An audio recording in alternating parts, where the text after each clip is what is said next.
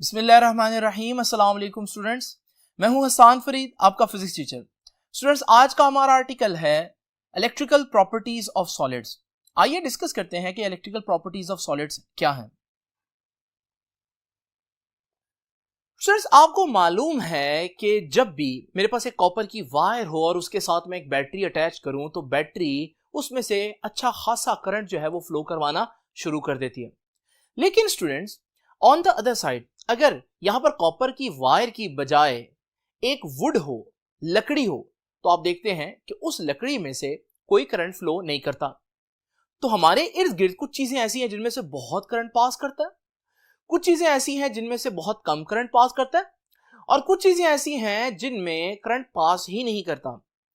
तो मुझे अब क्या करना पड़ेगा, ये जितना भी सॉलिड है इसको डिवाइड करना पड़ेगा, इनकी कैटेगरीज बनानी पड़ेंगी on the basis of their electrical conductivity, कि उनकी कंडक्शन के हिसाब से उनकी कैटेगरीज बनानी पड़ेंगी मुझे। तो वो कैटेगरीज क्या हैं? जब मैंने देखा तो मुझे पता चला हम इनको तीन तरह से डिवाइड कर सकते हैं। नंबर वन, एक कैटेगरी हम बना सकते हैं कंडक्टर्स की। कंडक्टर्स में क्या खास बात है? कंडक्टर्स वो होंगे जो बहुत ज्यादा करंट पास करते हैं for the given amount of voltage, और जब वो बहुत ज्यादा करंट पास करते हैं तो मैं क्या कहूंगा, उनमें कंडक्शन बहुत ज्यादा है, या दूसरे अल्फाज में उनकी कंडक्टिविटी हाई है। तो याद रखिएगा, कंडक्टर्स क्या है? कंडक्टर्स वो हैं जिनकी बहुत हाई कंडक्टिविटीज होती है, ठीक है ना? तो ये ज्यादा करंट प्रोड्यूस कर सकते हैं।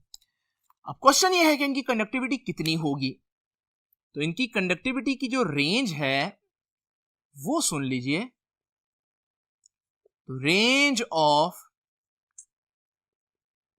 कंडक्टिविटी होती है of the order of 10 raise to the power 7। इतनी ज्यादा कंडक्टिविटी होती है इनकी।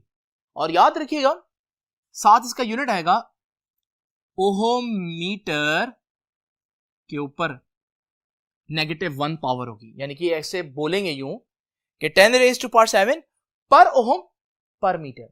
कंडक्टिविटी का ये यूनिट कहां से आया और कंडक्टिविटी असल में है क्या, ये आर्टिकल मैंने चैप्टर नंबर 13 में, जहां स्पेसिफिक रेजिस्टेंस और रेजिस्टिविटी को डिस्कस किया था, वहां ये बताया था। तो अगर आप इसको डिटेल में जानना चाहते हैं, ये आप लेक्चर जरूर देखें। लेकिन अभी के लिए आप लोगों को सिर्फ इतना पता होना चाहिए कि जब मैं बोलता हूं ना किसी चीज की कंडक्टिविटी बहुत ज्यादा है, इसका मतलब उसमें से गिवन वोल्टेज पर बहुत ज्यादा करंट पास करता है। स्टूडेंट्स, अगली बात यह है, अगर मैं कंडक्टिविटी बता सकता हूं तो मैं रेजिस्टिविटी भी बता सकता हूं। आप लोग जानते हैं रेजिस्टिविटी कंडक्टिविटी का क्या है? रेजिस्टिविटी कंडक्टिविटी का रेसिप्रोकल है।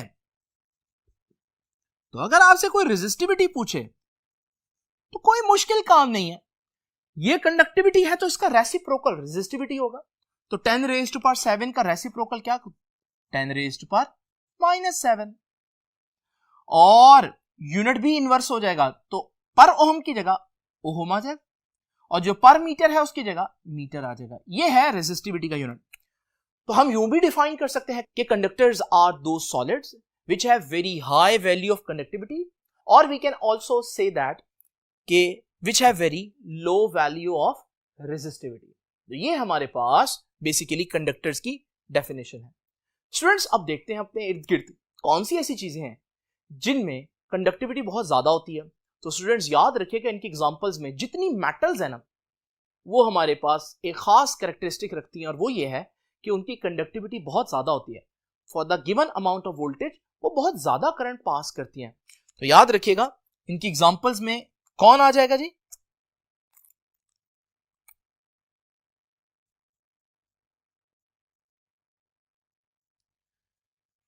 तो एग्जांपल्स में मेटल्स आ जाती हैं, और मेटल्स में से मैं बेस्ट बता देता हूं, कॉपर, सिल्वर, गोल्ड। ये तीन मेटल्स जो है ना, ये बेस्ट कंडक्टर, टॉप 3 कंडक्टर्स में आते हैं। यही वजह स्टूडेंट्स, आप जितनी भी वायरिंग करते हैं अपने इर्द गिर्द देखते हैं, उसमें कौन सी वायर यूज होती है? कॉपर की वायर यूज होती है। अगर आप पंखे को खोलें तो उसके अंदर जो मोटर के ऊपर वाइंडिंग है वो कॉपर की वायर होती है। तो कहीं पर भी आप देखेंगे घर में आपको कॉपर की वायर नजर आएगी। इसी तरह से स्टूडेंट्स, ये हमारे पास जो गोल्ड है, अक्सर कंडक्टिविटी को इंक्रीज करने के लिए हम प्रोसेसर वगैरह, मदरबोर्ड्स वगैरह में जो कनेक्शन लगाते हैं वो बेसिकली गोल्ड के होते हैं और सिल्वर के भी हो सकते हैं। तो जहां पर हमें कंडक्टिविटी बहुत ज्यादा चाहिए होगी वहां पर हम इन मेटल्स में से या कोई और मेटल जिसमें ऐसी प्रॉपर्टीज हो वो यूज करेंगे। तो ये तो हो गया थोड़ा सा तारुफ कंडक्टर्स के बारे में। आपको पता चल गया कि कंडक्टर जो हैं वो हमारे पास वो चीजें हैं जो बहुत ज्यादा करंट पास कर सकती हैं। नेक्स्ट चीज क्या है स्टूडेंट्स, मेरे पास एक ऐसी कैटेगरी फिर बनती है जिन्हें मैं कहूंगा नॉन कंडक्टर। इनका एक और नाम भी हम दे सकते हैं और वो है इंसुलेटर। अब जैसे कि कंडक्टर्स वो हैं जिनकी कंडक्टिविटी बहुत ज्यादा है, तो नॉन कंडक्टर्स वो होंगे वेरी लो कंडक्टिविटी। यानी जब हम एक गिवन वोल्टेज इनको देते हैं तो इनमें से इतना करंट पास नहीं करता। अब इनकी कंडक्टिविटी कितनी होगी स्टूडेंट्स, याद रखिएगा, इनकी रेंज ऑफ कंडक्टिविटी बता देता हूं।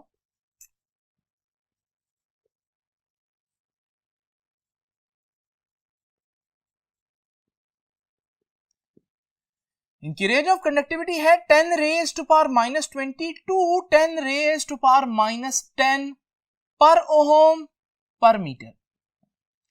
तो देखिए कहां 10 की पावर +7 और कहां 10 की पावर -20 और 10 की पावर -10, इसके दरमियान में इनकी कंडक्टिविटी थी। तो पता चला कि इनकी कंडक्टिविटी बहुत कम होती है, इनमें से करंट इतना पास नहीं करता। और अगर मैं रेंज ऑफ कंडक्टिविटी बता सकता हूं तो डेफिनेटली मैं रेंज ऑफ रेजिस्टिविटी भी बता सकता हूं, क्योंकि resistivity is just the reciprocal of conductivity. तो अगर रेजिस्टिविटी की कंडक्टिविटी ये है तो रेजिस्टिविटी कितनी होगी?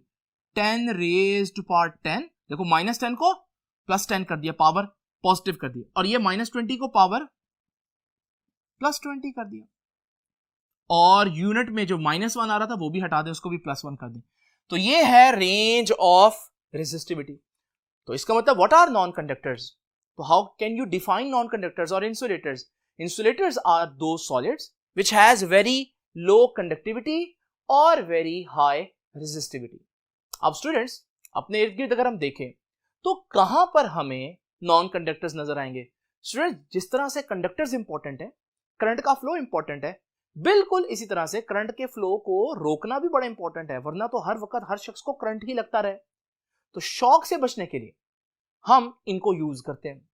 तो याद रखिएगा, आपको अक्सर कहा जाता है कि लकड़ी में से करंट नहीं पास कर सकता।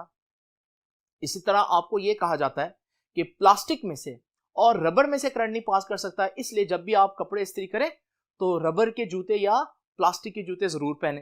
तो इसका मतलब इनकी जो टिपिकल एग्जांपल्स है नॉन कंडक्टर्स की वो क्या है?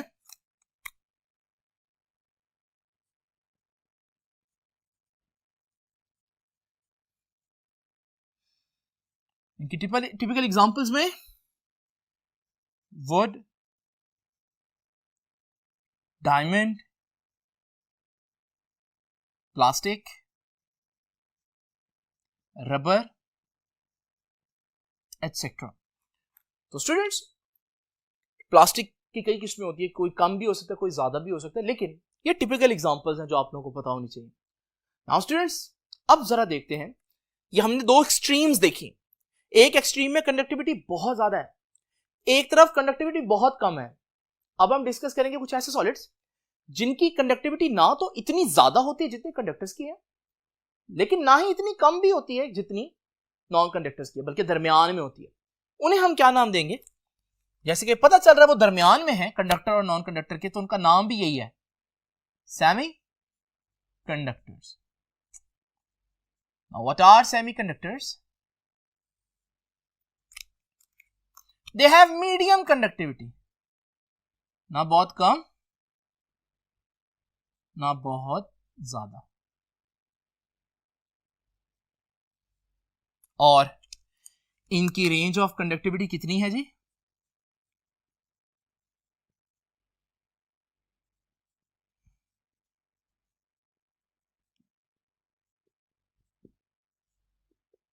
10 raised to the power minus 6 to 10 raised to the power minus 4 per ohm per meter। और स्टूडेंट्स अगर आपने कंडक्टिविटी की बजाय रेजिस्टिविटी निकालनी हो तो फिर सिंपल आपको क्या करना है, रेसिप्रोकल कर देना है। तो रेंज ऑफ रेजिस्टिविटी, तो 10 की पावर माइनस 4 का रेसिप्रोकल 10 की पावर 4, 10 की पावर माइनस 6 का रेसिप्रोकल 10 की पावर 6, और इस यूनिट का भी रेसिप्रोकल सिर्फ ओम मीटर आ जाएगा। स्टूडेंट्स इनमें कौन सी चीजें आ जाती हैं, इनमें आपके पास जो आपका पीरियोडिक टेबल है केमिस्ट्री में आप लोगों ने पढ़ा, उस पीरियोडिक टेबल में जो फोर्थ ग्रुप है उस ग्रुप में आप देख रहे हैं सिलिकॉन है, जर्मेनियम है, ये सेमीकंडक्टर्स हैं। तो याद रखिएगा इसकी एग्जांपल्स में